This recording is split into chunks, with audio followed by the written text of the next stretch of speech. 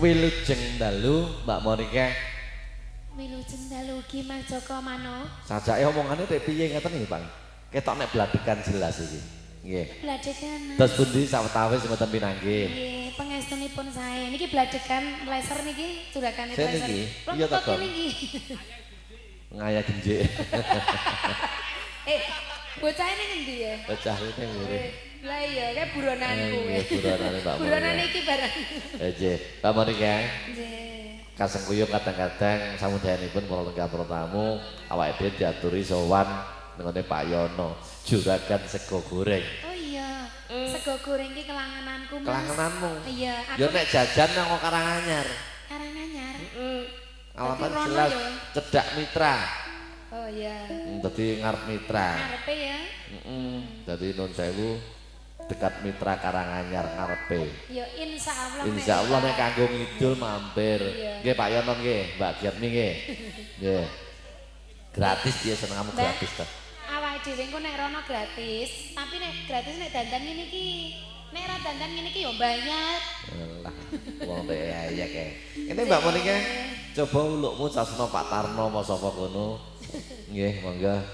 Assalamualaikum warahmatullahi wabarakatuh. Waalaikumsalam warahmatullahi wabarakatuh. Ngaturaken ujeng dalu katur Bapak Soibu, para rawuh sedaya ingkang kinurmatan. Menika pepanggihan melih kalian Ismi Laras. Nggih. Mijil saking Sengklean Jenggrik Sengklean Jenggrik Kedung nyambut damel sarengan Fuji baru. Dalasan SPL. Audio. Saking Bulukerto. Bulukerto. Audio. Kuwi negara ngendi, Mas? Negara Kidul kono. Kidul kono ya. Heeh. Iya, aku nek bar niki seneng. Mbak Monik. Suarane piye-piye ngono kuwi. Suaramu rada serak-serak entuk mic enteng. Iya. Coba caosna panglimurmu jumbo swasana garap langgam sawetara. Menika sowan wonten dalemipun Pak Yono. Ngampil Lha tak kandhake bola-bali Pak Yono kok ya. Pak Yono sekalan Ibu Giatmi. Kagungan kersa. Oh tasakuran iki kitanan ya Mas. Dek Reno Dimas Putra. Bener. Ya nderek tetungga wae ya Mas. Muga-muga Dek Reno Dimas Putra iki dadi putra sing saleh. Heeh, menjange dadi putra sing saleh. Bekti kalian tiyang karo wong sepuhipun. tuwane, heeh. Migunani dumateng bangsa lan negari. Amin. Ugi agaminipun. Pinter tenan iki penyanyi siji. Putune kiai kok ya. Putune kiai. Kiai Slamet. Kiai Slamet bose. Coba Mbak Monika. Diaturke langgam ya Mas. Langgam nggih. Nah ya piyayi kene alus-alus. Wong kene iki wiraswara tur ya pengrawit kabeh. Iya, kene iki termasuk gunung ya Mas. Gunungmu kuwi isor dhuwur kono, Iya. heeh.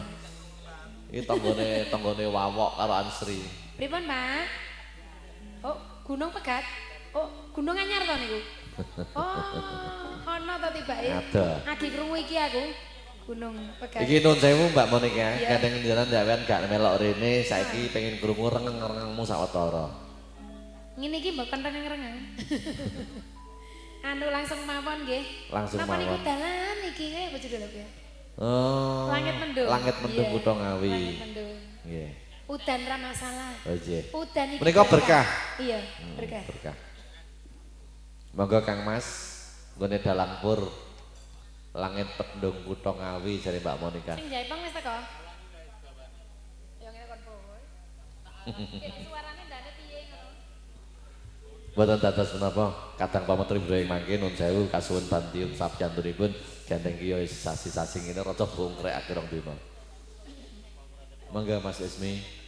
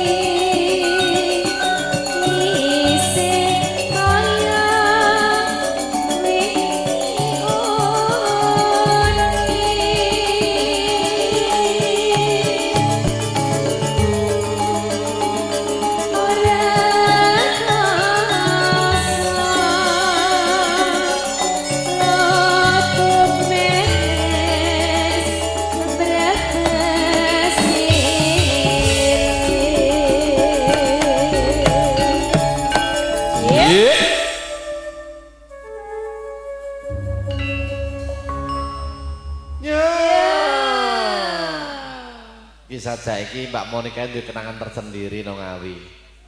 Heeh ya Karo sapa Cek no? Ya rahasia. Rahasia. Karo Genjik. Oke. Aja ngomong genjak-genjik. Genjik ra melok ya cae. Jare ning Jakarta iki po tenan apa ora? Jare Ora to. Oh ben tenang ning alame kono. Rasa